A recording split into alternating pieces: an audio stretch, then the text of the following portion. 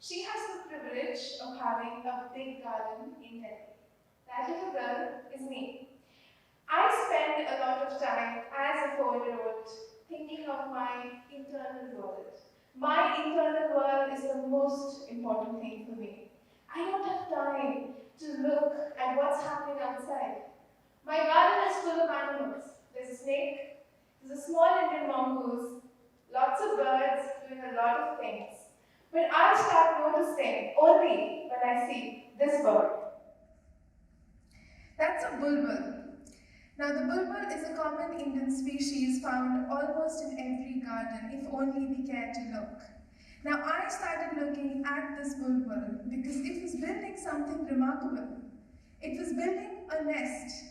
It was the shape of a cup, perfectly semicircular. I watched the bulbul go from one part of the garden to the other, collecting long pieces of grass, twigs, branches, leaves, and even feathers with which it would line its nest. Soon the nest had chicks, and I really had to see what was going on in there. I heard the chicks crying out all the time, and I saw the mother feeding the chicks, and this resonated with me. I was a really naughty child. I spent all my time in the garden eating a lot of mud. That's what my mother tells me. And my mother used to struggle to feed me. And so when I see the bulbul mother struggling to feed her children, it resonated with me. So I did something I shouldn't have done, which is that I wanted to take a closer look at this nest. I went to the drawing room, I picked up a stool, I didn't tell my parents, I dragged it across the garden, across the porch, and I looked inside the nest. I saw that the mother was watching me, but that didn't stop me. I put my hands in and I see these two little birds. They don't look like birds. They don't have feathers. They have big mouths that are big and pink. The color of the chicks is kind of pink and grey. And I'm like, what is this? Is that even a bird? But because of what I did, the mother left and the chicks died. I didn't know what was going on. So I asked my parents, I told them what I had done. And that's when my mother told me the very first lesson that I have to share. Nature has its own rules, its own laws. Wild nature is beyond me. It's beyond my internal world. It's beyond my expectations. In order to understand wild nature, in order to appreciate wildlife, I need to understand the rules of wildlife first. I need to look beyond me. Because of that bulbul, I started looking at a lot of other things. This is the hoopoe bird, also called the hudhud bird in Hindi. It kind of has these stripes that may remind you of a zebra on its body. It's orange, white, and black. But the most interesting thing about this bird is that each time it's excited, it opens the crest on its head. When it's fighting, when it's looking for insects, when it's feeding its chicks, that crest is going to open. This was a glimpse into bird behavior early on in my life. I started understanding concepts of ecology, which deals with relationships in nature. The relationship of a rock to a bird, a tree to an insect, a flower to a bee. These are all relationships. And they come as a concept and product of behavior of wild animals. I also started seeing more and more mathematics in nature. So this is the Commelina flower. It's smaller than the smallest fingernail on your smallest finger. It's really, really tiny. But I'm sure you'll agree with me that it's really quite beautiful. It's beautiful because it's zygomorphic, meaning two petals are the same shape and the same size. Like the human face, it has symmetry. So the left side of my face and the right side of my face is usually zygomorphic. It's symmetrical.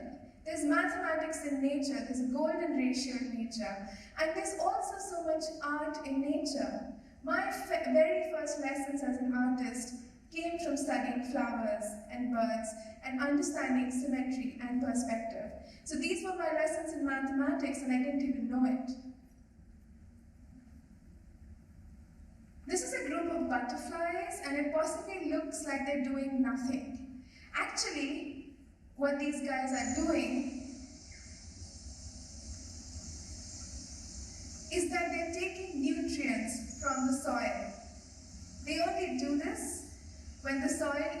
right temperature and the right moisture. Because in order to live, butterflies must take minerals and other kinds of salts from the soil. They cannot complete their lives without doing this. And this is another kind of behavior that we need to understand as we look at wild animals. They don't have ATMs to take out money. They don't have restaurants where they get their food. They have to spend a lot of time in finding food, in hunting for it, in fighting for it, in order to keep their metabolism going. This is a sable tree, one of Delhi's iconic trees. This tree stands not too far from here. I'm sure you noticed just how big the tree is and just how big and beautiful those orange flowers are. Perhaps some of you may also notice that it has two birds on it. Those are the Indian grey hornbills, and they've evolved over hundreds of years to be the exact same texture, the exact same color as Indian tree trunks. So if you look at the bird in real life, you may not be able to tell that it's there because it's perfectly camouflaged. Another one of nature's amazing designs, which keep me in awe all the time. But looking at this single tree, I have learned so much. The sable tree which I observed over the last 3 years in Delhi has shown me so many surprises. In the first frame, you see a mango yellow bird, that's the golden oriole. Above that is an even more special bird, that's the rosy starling, that comes to India on that tree to Delhi, all the way from Europe each year in winter.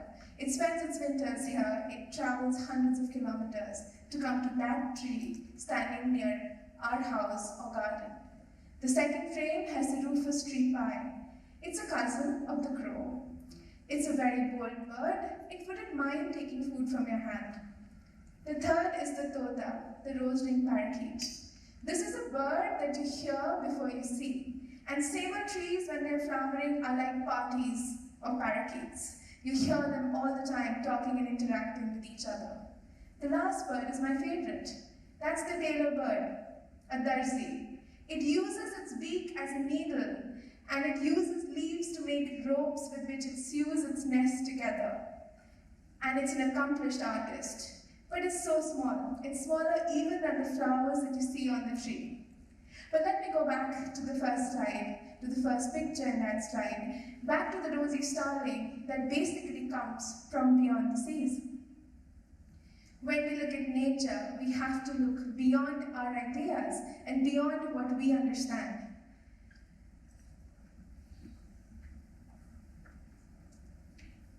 Could you? Yeah. I'm going to show you a map of the world. And this is a map of 3 continents. That's Europe, Asia, and Africa. And if you see the red line, that is the journey of the Amur falcon, a small bird only the size of a pigeon. It starts its life in the cold, cold places of Siberia and northern China, right on top. And then it starts right before winter in October, the month of October, which is now. It comes to India, specifically to Nagaland and Manipur and Assam, for one purpose alone, and that is to eat. Before you take a long journey, or before you start speaking loudly, you need to take a deep breath. You need to refuel yourself. And because the Amur falcon makes this amazing migration, starting from Russia to India to Africa each year, it goes 20,000 kilometers every year just to find food and to stay alive. So it comes to Nagaland really just to eat and to get fat. What does it eat? It eats termites, it eats dragonflies, it eats crickets. It's amazing that the migration clock of nature synchronizes with other things in nature. This is ecology at its best. So right after the rains, which is October, Nagaland is full of clouds of termites, which come out after the rains. And therefore, the Amur falcon is doing a valuable pest control service in 3 continents. One bird that goes beyond the seas, but also joins the world. These are the Amur falcons, and this is a famous old painting by John Gold. The grey one is the male, and the spotted one is the female. There was this huge practice of hunting Amur falcons. And I'm very happy to share with you that it was actually children who came on the forefront of saving this bird. It's hard to change an adult's mind. It's hard to change rituals and customs that have gone on for a long time, and rightly so. People do get set in their ways. But when it comes to children, their minds are fresh. They're able to take in a lot of new information. When we told the children about these amazing birds, all the children said, we want to see these birds forever. We want people after us to see these birds. And they went and told their parents that please don't hunt Amur falcons. We won't eat any more Amur falcons. We have the climate strike today. We have the extinction rebellion today. We spoke about Greta Thunberg. All of that is great. But way before that happened, they were the kids of Nagaland talking to their parents, convincing them not to hunt wild birds. I'm going to show you what it looks like.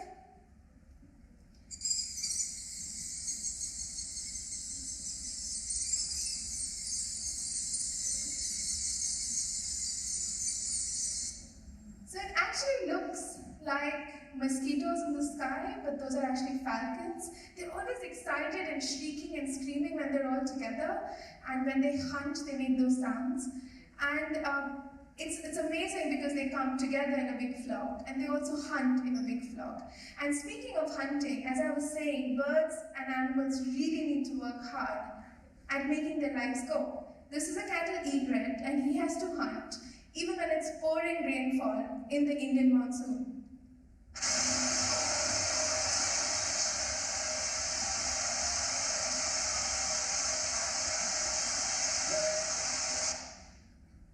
And this brings me to my next point. In order to survive, in order to keep their metabolisms going, animals, wildlife will often do things that we don't agree with, because our own ideas are so narrow. Our own ideas are just restricted to what human beings should do. Let me give you an example. You can see a chick. It's a big chick, something like the bulbul I was telling you about. It's got spots on its body. And on the other side, there's a crow. The crow is feeding the chick. What's going on? Now that chick is actually not a crow. It's actually the Indian koel, which is a brood parasite. It doesn't make its own nest. It lays its eggs in the nest of the crow. It may even kill other chicks in order to survive. And the crow brings up this big, hungry, demanding chick, thinking that it's bringing up its own kid. But actually, the crow is a foster mom. The crow doesn't know that. Now, we may think this is terrible. We may think that the koel should not do this. But as I said, nature has its own rules. And it's beyond just our ideas of beauty, beyond just our ideas of what is right and what is wrong. If you start observing nature, it opens your mind to many new things. Because of our beauty bias, because we only like things that appeal to us, many animals are suffering. This is the great Indian bustard. It's great because it's big. It's one of the biggest flying birds on earth, about 20 kilos. It's called Indian because it's found in India. The last population of the great Indian bustard that we know of today is in India, and there are only 100 birds left. Why is this bird doing so badly? One of the reasons is we don't think it's that attractive. We don't think it deserves as much protection from us because it doesn't appeal to us. The other reason is it lives in this place, which is the desert. This is a bird that you may never get to see because you may never go to the Thar Desert. This is a bird that conservationists will ask you to save without having seen it. This is a bird that scientists will say needs our help because it's at a critical juncture. But you may say, I don't like it. Why can't we just save parakeets or peacocks or tigers, which we know, which are glamorous and beautiful? Why do we need to save this bird, which is basically brown and white in color? Well, nature teaches us. We must go beyond beauty. We must go beyond ourselves. We must go beyond what we think we know. And if any of us are confused as to why we need to listen to nature, if any of us are confused as to why nature is important, let me just remind you that diversity is our strength. One of the biggest lessons I have from nature is that diversity leads to more productivity. This is a principle of conservation biology. Any system that has more variety of organisms will always do better. A rainforest is known as a diverse place because it has many kinds of frogs and insects and trees and creepers, all kinds of plants. If all of us here were exactly the same, imagine exactly the same height, weight, skin color, hair type, then we'd also have exactly the same qualities. Imagine if we all feel very cold and becomes 3 degrees over here, then becomes 1 degree, we would all freeze. It's the fact that we are all different and diverse that actually makes us stronger, and that is what nature teaches us as well. The great Indian bustard cannot live in a forest. The great Indian bustard's superpower is that it lives in the desert. And it shows us as an emblem that the desert is important too. We need a diversity of everything in nature. We need to let 1,000,000 flowers bloom. I don't know if you can tell what's in that photo, but this is another animal that's suffering because we don't really care for it. That's the Indian leopard. I'm sure many of us will agree it's beautiful, but because it's so good at hiding and camouflage, it lives close to people. It's highly adaptable. When I took this picture in Pench in Andhra Pradesh, the leopard was looking at me. I just didn't know it was there because it was completely camouflaged. Now the leopard is dying every day. It falls inside wells and it dies. It gets poached and it dies. It gets electrocuted and it dies. And people also beat it to death. Almost every week there will be a story of a leopard beaten to death. This is also another animal that we look at as a bad thing because our expectations are so skewed and so human-centric, we are not able to see the value of this animal. And this brings me to my final learning. All the aspects I spoke about, beyond me, beyond the seas, beyond beauty, lead me to just one thing, which is nature has taught me that it's important to look beyond being human. Let me give you another example. This is the tiger, the Royal Bengal tiger, named after India again. Bengal is in India. And this is a tiger that's our national animal. Every time we feel proud of India, the tiger is often the emblem. We have an amazing conservation project running for this animal because we feel pride in it. The latest estimation shows that we have about 3,000 tigers left in India. The tiger is doing just about okay. We need to work harder, but it's doing just about okay. But how would you feel if I told you that there's a tiger not far from where you live? That there are tigers that will come to your very garden if you plant the right species, and that is this guy.